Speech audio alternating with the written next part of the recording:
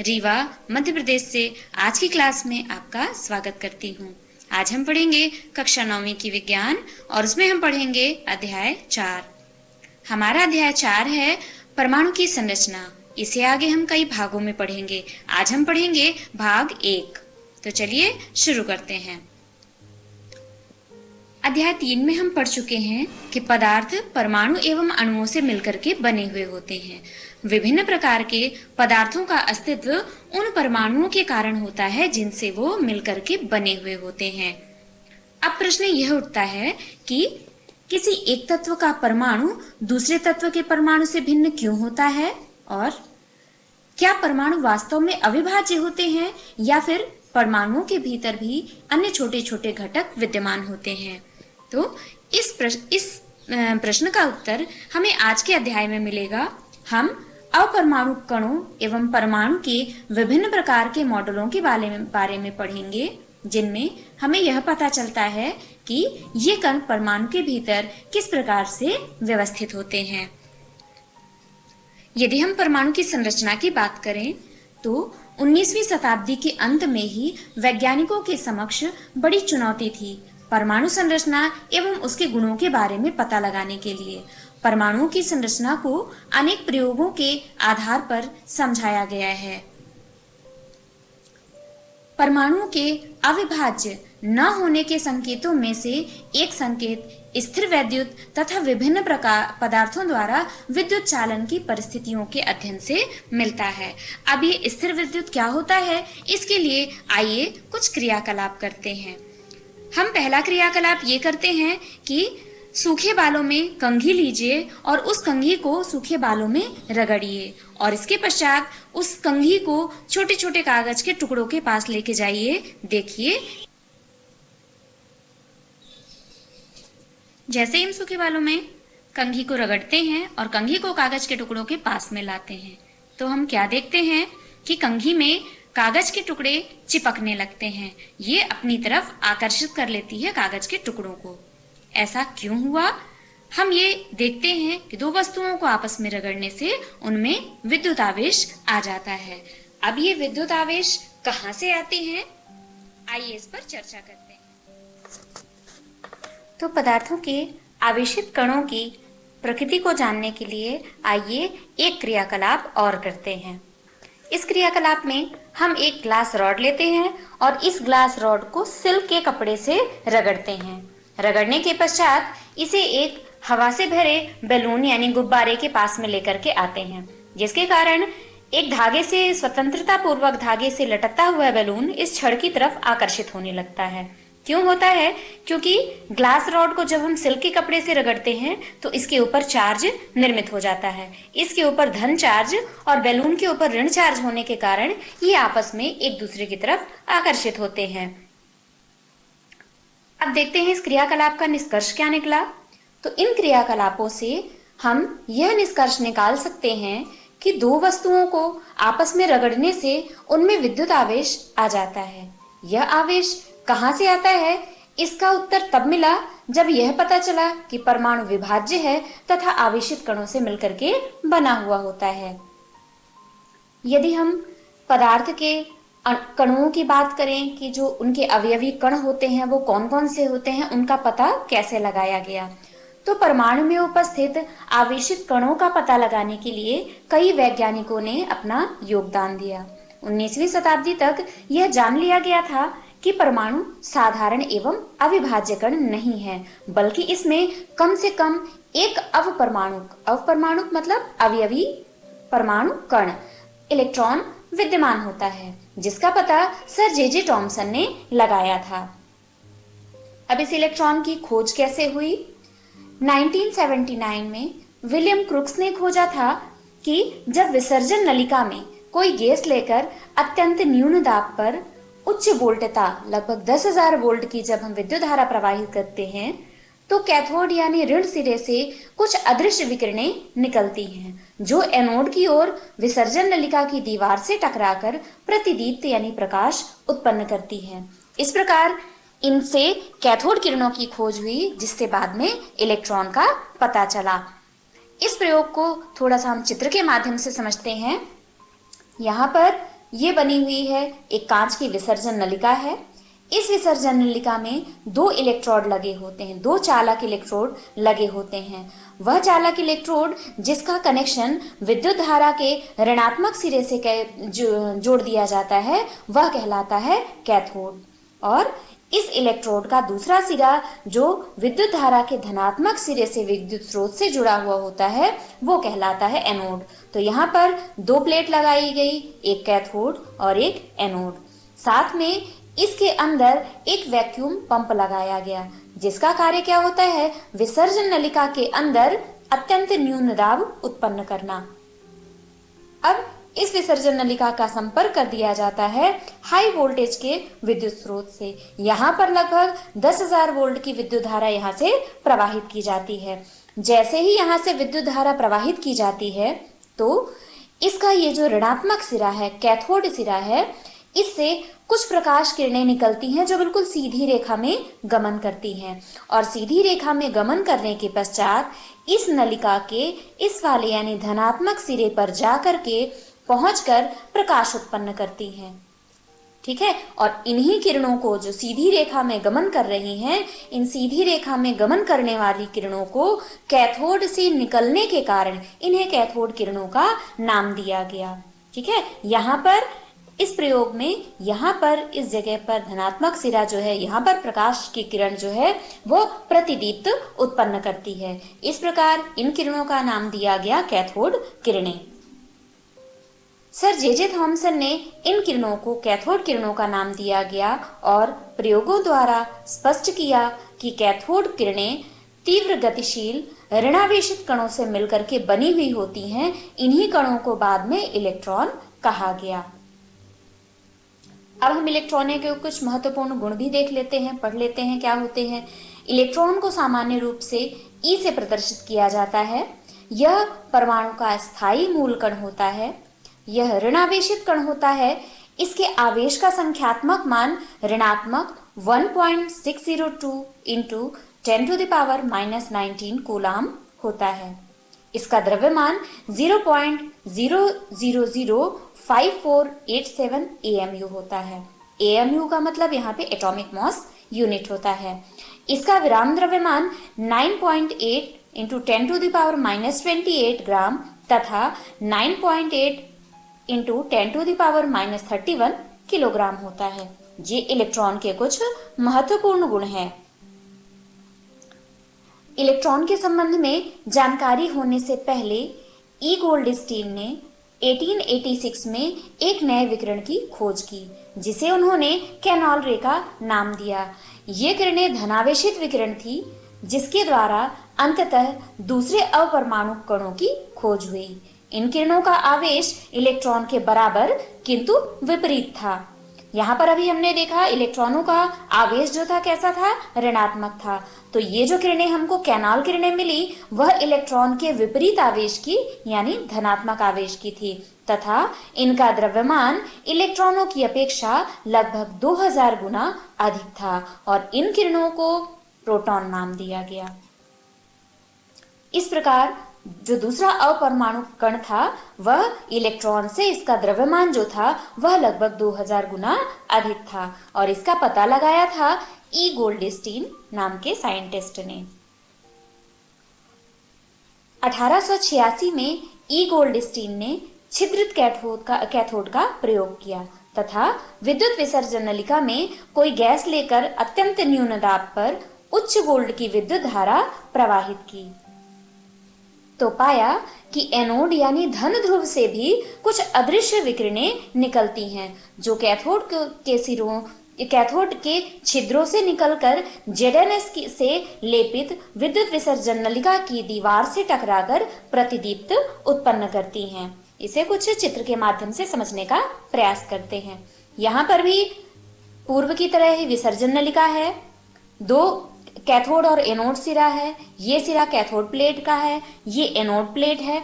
यहाँ पर cathode plate जो है वो छिद्रित थी, ठीक है, इस पे छिद्र बने हुए थे। अब क्या होता है कि सेम यहाँ पर भी कनेक्शन वैक्यूम से कर दिया जाता है। इसमें भी न्यूनदान निर्मित किया जाता है और इसका कनेक्शन हाई वोल्ट की विद्युत धारा से लगभग 10,000 वोल्ट की विद्युत धारा से इसका कनेक्शन कर दिया जाता है। और जैसे ही विद्युत धारा प्रवाहित की जाती है तो क्या होता था कि पिछले वाले प्रयोग में जब प्लेन प्लेट लगी थी तो कुछ किरणें सीधी रेखा में गमन करती हैं। यहाँ पर क्या होता है, चूंकि विद्युत धारा जब प्रवाहित होती है तो इन छिद्रित इलेक्ट्रोडों से निकल करके, और यहाँ पर हमें क्या दिखता है कि कुछ किरणें इस विपरीत दिशा में हमको यहाँ पर आती हुई दिखाई देती हैं, जो एनोड से कैथोड की ओर गमन करती हैं। अब यहाँ पर किरणें धनात्मक साइड यानी एनोड से आकर के गमन कर रही हैं ऋणात्मक प्लेट की तरफ, और इसके ऋणात्मक सिरे की तरफ यानी कैथोड की तरफ आकर के इसकी दीवार पर एक दीप्त उत्पन्न प्रकाश उत्पन्न करती हैं, और एनोड से निकलने के कारण इन किरणों को कैनाल रे का नाम दिया गया। ठीक है, तो ये दूसरा प्रयोग था। दोनों प्रयोग लगभग सिमिलर हैं, बस यहाँ पर क्या हुआ था कि यहाँ पर जो इलेक्ट्रोड है वो छिद्रित इस्तेमाल किया गया था। जो इलेक्ट्रॉन है वो एनोड की ओर गमन करते हैं कैथोड से, यानी कैथोड से एनोड की ओर जाते हैं, जबकि ये जो कैनाल रे हैं वो एनोड से कैथोड की ओर गमन करती हैं, और यहाँ पर कैथोड वाले सिरे की तरफ कांच की नली में प्रकाश उत्पन्न करती हैं। तो इस प्रकार हुई थी प्रोटॉन की खोज। इन किरणों को एनोड किरणें, धन किरणें अथवा कैनाल किरणों का नाम दिया गया। बाद में इन्हीं किरणों से रचक धनावेशित कणों को प्रोटॉन कहा गया। प्रोटॉन कई नाभिकीय अभिक्रियाओं के द्वारा उत्पन्न होते हैं। रदरफोर्ड ने नाइट्रोजन नाभिक पर अल्फा कणों की बमबारी करके भी मुक्त प्रोटॉन प्राप्त किया था। अब हम प्रोटॉन के गुण पढ़ लेते हैं। ये परमाणु का दूसरा रचक कण है। पहला हमने पढ़ा था इलेक्ट्रॉन, दूसरा अब हम पढ़ रहे हैं प्रोटॉन। इसे हम H1H1 या P से प्रदर्शित करते हैं। यह परमाणु का सर्वाधिक स्थायी मूल कण होता है। यह धनावेशित होता है तथा इसमें आवेश का संख्यात्मक मान 1.602 × 10⁻⁻19 कूलाम होता है। साथ ही इसका द्रव्यमान 1.672 × 10⁻⁻24 ग्राम या 1.00727 AMU होता है। तो ये कुछ प्रोटॉन के गुण हुए। अब पदार्थ में हम जानते हैं कि तीसरा भी कण होता है, वो होता है न्यूट्रॉन। अब इसकी खोज कैसे हुई? तो सन 1932 तक यह माना जाता था कि परमाणु में इलेक्ट्रॉन और प्रोटॉन ही केवल पाए जाते हैं, लेकिन सन 1932 में जेम्स चैडविक ने बेरिलियम या बोरॉन की पतली शीट पर अल्फा कणों की बमबारी से परमाणु के तीसरे अपरमाणु कण न्यूट्रॉन को भी खोज लिया। तो इस प्रकार पदार्थ में 3 प्रकार के कण खोजे गए, इलेक्ट्रॉन, प्रोटॉन और न्यूट्रॉन। इलेक्ट्रॉन पे आवेश था ऋणात्मक, प्रोटॉन पे आवेश था धनात्मक, जबकि न्यूट्रॉन में कोई आवेश नहीं होता है। अब इसके गुणों के बारे में भी हम समझ लेते हैं। तो न्यूट्रॉन जो है इसे N से प्रदर्शित करते हैं। यह परमाणु का स्थायी मूल कण होता है। यह उदासीन होता है, अर्थात इस पर कोई आवेश नहीं होता है। इसका द्रव्यमान 1.675 × 10⁻⁻24 ग्राम अथवा 1.008065 AMU होता है। हाइड्रोजन के अलावा सभी परमाणुओं में यह पाया जाता है। इस प्रकार पदार्थ के 3 कण इलेक्ट्रॉन, प्रोटॉन तथा न्यूट्रॉन की खोज हुई, जिनमें से इलेक्ट्रॉन को हम P के द्वारा प्रदर्शित करते हैं। प्रोटॉन का द्रव्यमान इकाई तथा इसका आवेश +1 होता है, जबकि इलेक्ट्रॉन का द्रव्यमान नगण्य तथा इसका आवेश -1 माना जाता है। यहाँ पर हमें तीनों कण दिखाई दे रहे हैं। इलेक्ट्रॉन जो है वो ऐसे निगेटिव चार्ज के साथ बाहर की तरफ पाए जाते हैं, जबकि प्रोटॉन जो है वह इसके केंद्र में होते हैं और ये धनावेशित कण होते हैं। साथ ही केंद्र में एक और कण भी पाया जाता है जिसे न्यूट्रॉन कहते हैं, जो उदासीन होते हैं, अर्थात इस पर कोई भी चार्ज नहीं होता है। तो इस प्रकार ये हो गए इलेक्ट्रॉन, प्रोटॉन तथा न्यूट्रॉन। ऐसा माना गया है कि परमाणु प्रोटॉन तथा इलेक्ट्रॉन से बने होते हैं, जो परस्पर आवेशों को संतुलित करते रहते हैं। साथ ही यह भी प्रतीत हुआ कि प्रोटॉन परमाणु के सबसे भीतरी भाग में होते हैं। इलेक्ट्रॉनों को आसानी से निकाला जा सकता है, लेकिन प्रोटॉनों को आसानी से बाहर नहीं निकाला जा सकता। अब हम बात करते हैं कि इन कणों की संरचना कैसी होती है। इसे हम कंपैरेटिव स्टडी में यानी तुलनात्मक अध्ययन भी हम इनका कर सकते हैं, इलेक्ट्रॉन, प्रोटॉन और न्यूट्रॉन का। यदि हम आवेश की बात करें तो इलेक्ट्रॉन पर ऋणावेश, प्रोटॉन पर धनावेश होता है, जबकि न्यूट्रॉन पर कोई आवेश नहीं होता। इलेक्ट्रॉन पर जो आवेश होता है उसका मान 1.6 इंटू 10⁻⁻19 कूलाम होता है, जबकि प्रोटॉन का जो आवेश होता है उसका मान 1.6 इंटू 10⁻⁻19 कूलाम होता है, जबकि न्यूट्रॉन पर कोई आवेश नहीं होता। यदि हम द्रव्यमान की बात करें तो इलेक्ट्रॉन का द्रव्यमान हाइड्रोजन की एक परमाणु द्रव्यमान का 1/1840 भाग इसका होता है, जबकि प्रोटॉन का जो द्रव्यमान होता है वो हाइड्रोजन की एक परमाणु के द्रव्यमान के 1.007335 के बराबर होता है। न्यूट्रॉन का जो द्रव्यमान होता है वह प्रोटॉन के ही बराबर होता है। यदि हम स्थिति की बात करें तो इलेक्ट्रॉन कहाँ होते हैं? ये नाभिक के चारों तरफ निश्चित ऊर्जा वाले कक्षों में चक्कर लगाते हैं, जबकि प्रोटॉन नाभिक में होते हैं और न्यूट्रॉन भी नाभिक में पाए जाते हैं। इलेक्ट्रॉन को यदि हम संकेत की बात करें तो इलेक्ट्रॉन को हम ई से प्रदर्शित करते हैं, प्रोटॉन को पी से और न्यूट्रॉन को एन से प्रदर्शित करते हैं। चार्ज हमने देखा कि इलेक्ट्रॉन पर निगेटिव, प्रोटॉन पर पॉजिटिव तथा न्यूट्रॉन पर 0 चार्ज होता है। तो इस तरह हम इसकी तुलनात्मक अध्ययन भी इन तीनों कणों का कर सकते हैं। हमने अध्याय 3 में डाल्टन के परमाणु सिद्धांत के बारे में पढ़ा था, जिसके अनुसार परमाणु अविभाज्य तथा अविनाशी था, लेकिन परमाणु के भीतर इलेक्ट्रॉन, प्रोटॉन की खोज होने के बाद डाल्टन के परमाणु सिद्धांत की इस धारणा को भी गलत साबित कर दिया गया। यदि हम परमाणु संरचना की बात करें कि कब ये बात की पुष्टि हुई, तो अब यह जानना आवश्यक है कि इलेक्ट्रॉन तथा प्रोटॉन परमाणु के भीतर किस तरह व्यवस्थित होते हैं। इसको समझाने के लिए बहुत सारे वैज्ञानिकों ने भिन्न भिन्न प्रकार के मॉडलों को प्रस्तुत किया, जिनमें से जे टॉमसन पहले वैज्ञानिक थे जिन्होंने परमाणुओं से संबंधित पहला मॉडल प्रस्तुत किया था। और टॉमसन ने किसका मॉडल प्रस्तुत किया था? इलेक्ट्रॉन से रिलेटेड। तो इनके बारे में थोड़ा सा जान लेते हैं कि सर जे टॉमसन कौन थे। ये ब्रिटिश भौतिक शास्त्री थे जे टॉमसन, जिनका जन्म 18 दिसंबर 1856 में मैनचेस्टर के कीचम हिल क्षेत्र में हुआ था। इलेक्ट्रॉन की खोज के कारण इनको 1906 में इनको भौतिक शास्त्र में नोबेल पुरस्कार मिला था। 35 वर्ष तक वे कैम्ब्रिज के कैवेंडिश प्रयोगशाला के निर्देशक थे तथा उनके शोध के 7 सहयोगियों को भी आगे चलकर नोबेल पुरस्कार मिला था। तो ये थे सर जे टॉमसन। अब आइए इनके मॉडल के बारे में पढ़ते हैं।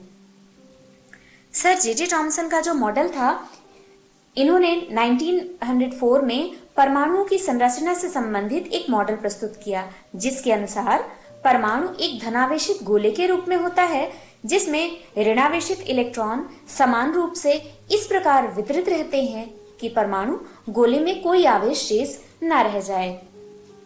सर जे टॉमसन ने परमाणुओं की संरचना से संबंधित एक मॉडल प्रस्तुत किया जो क्रिसमस के केक की तरह था। इनके अनुसार परमाणु एक धनावेशित गोला था, जिसमें इलेक्ट्रॉन क्रिसमस केक में लगे हुए सूखे मेवों की तरह थे, जिसे इन्होंने तरबूज के उदाहरण में भी समझाया था। तो जिसके अनुसार परमाणु में धनावेश तरबूज के खाने वाले लाल भाग की तरह बिखरा हुआ होता है, जबकि इलेक्ट्रॉन धनावेशित गोले में तरबूज के बीज की भांति धसे रहते हैं। यदि हम चित्र में समझें तो इनका सर थॉमसन का मॉडल कुछ इस प्रकार था। ये एक तरबूज है, इसको हम देख सकते हैं कि यहाँ पे एक रेड कलर का पोर्शन है जिसे हम सामान्य रूप से खाने में प्रयोग करते हैं। तो ये जो चारों तरफ फैला हुआ रेड भाग है, यह धनावेशित भाग होता है, जबकि जो इसका इलेक्ट्रॉन होते हैं वो कौन है? जैसे ये जो दाने इसमें दबे हुए दिख रहे हैं, उन दानों को इलेक्ट्रॉन का नाम दिया। तो इस प्रकार सर थॉमसन ने पहला परमाणु इलेक्ट्रॉन से संबंधित पहला मॉडल उन्होंने प्रस्तुत किया था। इसके आगे के फिर और वैज्ञानिक आए जिनमें से रदरफोर्ड हैं, बोर हैं, जिन्होंने अपने अलग अलग मॉडल दिए थे, जिसका अध्ययन हम इसके आगे वाले भाग में करेंगे। तो बच्चों, थॉमसन ने क्या प्रस्तावित किया था?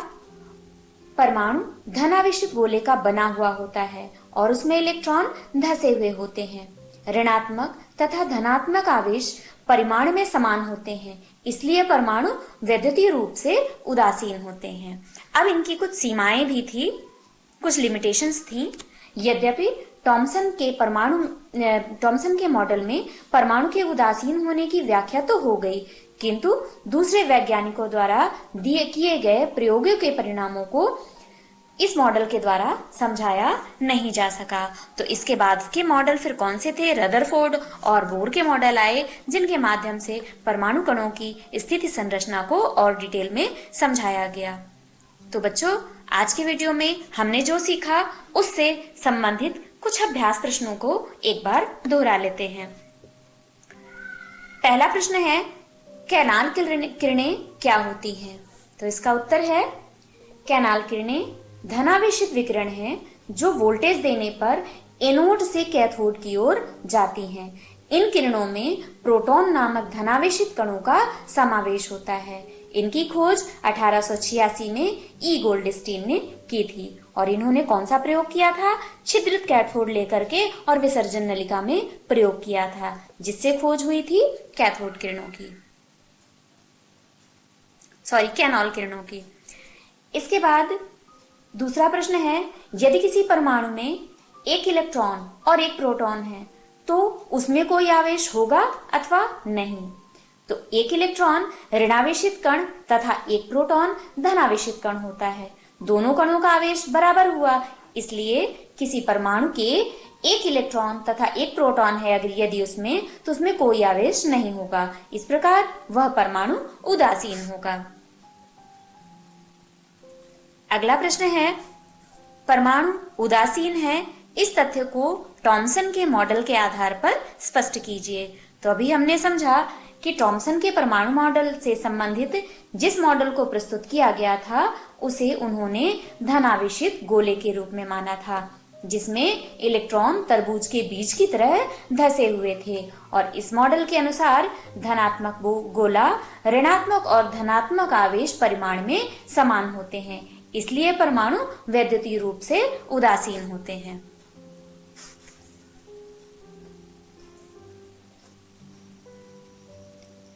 अब अगला प्रश्न है, जे थॉमसन के परमाणु मॉडल की क्या सीमाएं हैं?